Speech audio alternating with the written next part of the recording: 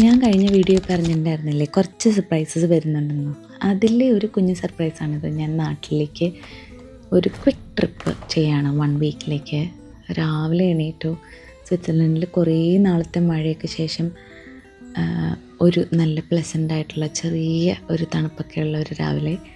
തലേദിവസം ഞാൻ കുറച്ചധികം കുക്ക് ചെയ്തിട്ടുണ്ടായിരുന്നു. അപ്പോൾ അതൊക്കെ ഒന്ന് ക്ലീൻ ചെയ്ത് ബോക്സിലാക്കി ഫ്രിഡ്ജിൽ വെക്കുക എന്നുള്ളതായിരുന്നു എയിം. അപ്പോൾ രാവിലെ 6 മണിക്ക് ഞാൻ എണീറ്റു. അങ്ങനത്തെ കുറച്ച് ബീൻസും ലെൻറ്റിൽസും റൈസും വെജിറ്റബിളും ബീഫൊക്കെ ഉണ്ടാക്കി ഫ്രിഡ്ജിൽ എടുത്ത് വെച്ചു. അത് കഴിഞ്ഞിട്ട് ഞാൻ കുറച്ച് ക്ലോത്ത്സൊക്കെ ഞങ്ങൾ കഴുകിയിട്ടുണ്ടായിരുന്നു. അപ്പോൾ അതൊക്കെ ഞാൻ ഫോൾഡ് ചെയ്ത് വെച്ചു. പാവലും ഞാനും കൂടി ഒരുമിച്ചാണ് ഇതൊക്കെ ചെയ്യാറ് കേട്ടോ, normally on our day to day life.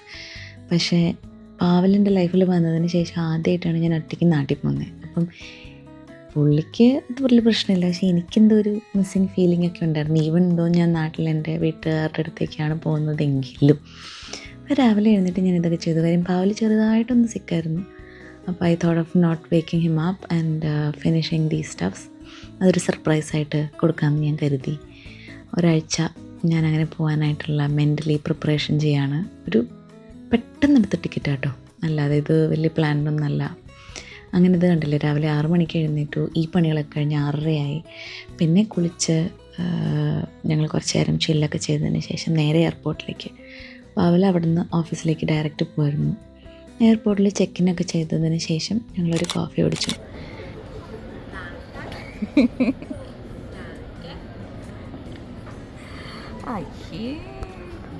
I'm gonna put this like this, okay?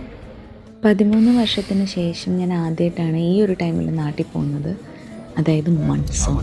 Yes, ഞാനത് കാണാനാണ് പോകുന്നത്. എത്തിഹാഡ് ഫ്ലൈറ്റാണ് ഞാൻ എടുത്തത്. ഇപ്പോൾ സീസൺ സമയത്തുകൊണ്ട് നല്ല എക്സ്പെൻസീവാണ്. എത്തിഹാഡ് ഫ്ലൈറ്റ് സ്യൂറിഷ് ടു അബുദാബി അടിപൊളിയായിരുന്നു. നോർമലി അബുദാബി ടു കേരളയും അടിപൊളിയാണ്.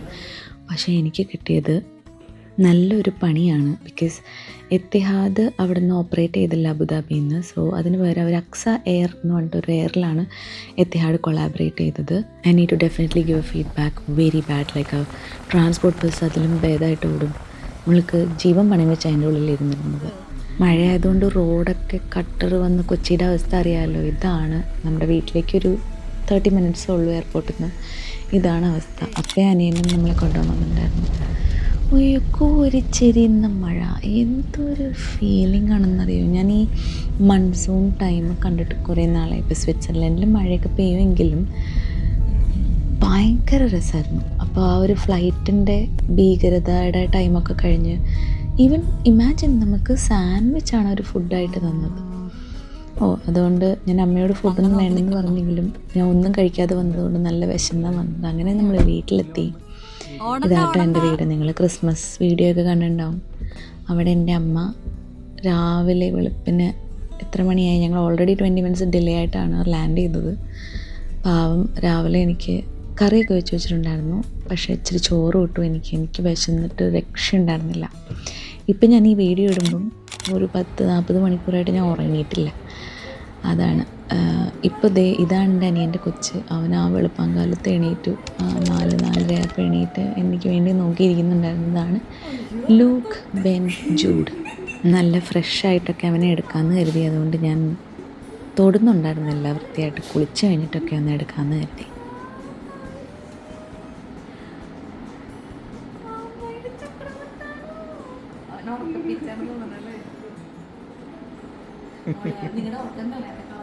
എൻ്റെ ബേബി എന്നെ ഉറങ്ങാതെ അവിടെ കാത്തിരിക്കുന്നുണ്ടായിരുന്നു. എൻ്റെ ബേബിക്കുട്ടി. അവൾ ജീവൻ്റെ ജീവനായിട്ട് ഒട്ടും മറക്കാതെ എന്നെ കെട്ടിപ്പിടിച്ച് അത്രയും സ്നേഹത്തിലാണ് എന്നെ വെൽക്കം ചെയ്തത്.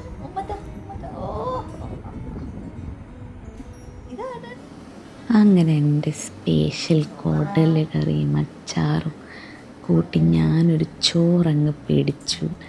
എനിക്കിവിടെ വരുമ്പം ഈ കുടൽ, വാലുടി എന്ന് പറയും നമ്മളിവിടെ, എല്ല്, കപ്പ ഞങ്ങൾക്കിവിടെ ഫേമസ് അല്ല. അങ്ങനത്തെ സാധനങ്ങളൊക്കെ കഴിക്കാനാണ് എനിക്കിഷ്ടം. അപ്പോൾ അമ്മ ഉണ്ടാക്കി വെച്ചിരുന്നത് കുടലാണ്.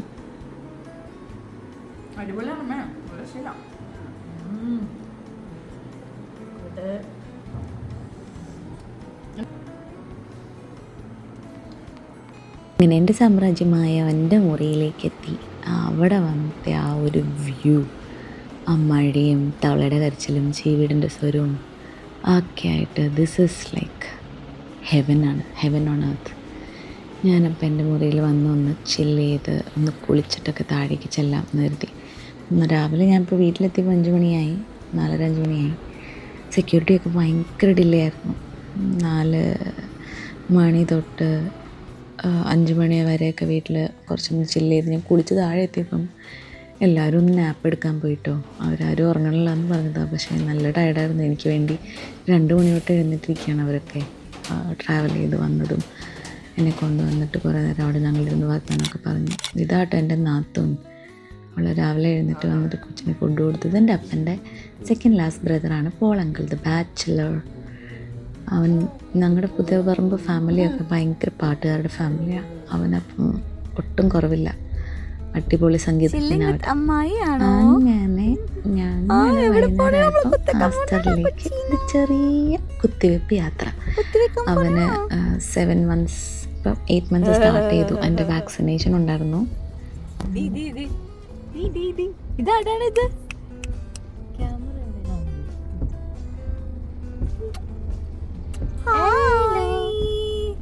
ഹലോ.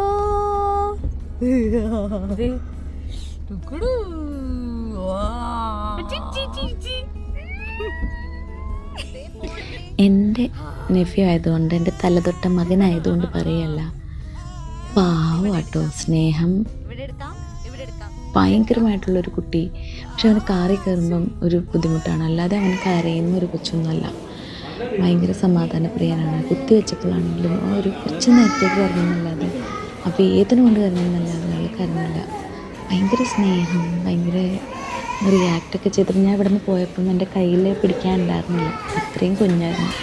അപ്പോൾ ഇത്രയും മാസത്തിനുള്ളിൽ അവൻ്റെ നമ്മളോടുള്ള സ്നേഹം എന്ന് പറഞ്ഞാൽ എൻ്റെ അടുത്ത് ഭയങ്കര പീസ്ഫുൾ ആയിരുന്നു. I was so happy that I came. അത് കഴിഞ്ഞ് വൈകുന്നേരം ആയപ്പോഴത്തേക്കിനും ഞങ്ങളെല്ലാവരും കൂടി ഒന്ന് ചില്ല് ചെയ്ത് അവൻ്റെ കുറേ കാര്യങ്ങളൊക്കെ കണ്ട് അടുത്തൊരു ദിവസത്തേക്ക് ഞങ്ങൾ ആക്ച്വലി പുറത്തേക്ക് പോകാനിരുന്നിരുന്നു. പക്ഷേ ആസ്റ്ററിൻ്റെ ചുറ്റിനും ഭയങ്കര ബ്ലോക്കായിരുന്നു. അവിടെ റോഡ് എന്തോ കൺസ്ട്രക്ഷൻ ആയതുകൊണ്ട് അങ്ങനെ ഒരു ഫ്രൈഡേ കഴിഞ്ഞ് തേഴ്സ്ഡേ മോർണിംഗ് അവിടെ നിന്ന് പുറപ്പെട്ടു. ഫ്രൈഡേ രാവിലെ ഇവിടുത്തെ സമയത്ത് ഞാൻ എത്തി. എൻ്റെ സിസ്റ്ററിൻ്റെ ടീച്ചറാണ്, നമുക്ക് സാറ്റർഡേ സ്കൂളിൽ പോകണം. അതുകൊണ്ട് പുറത്തേക്കുള്ള കറക്കൊക്കെ പിറ്റേ ദിവസം ആവാൻ. അടുത്ത വീഡിയോസ് ഒന്നും വരും. അതുവരെ ടാറ്റ ബൈ.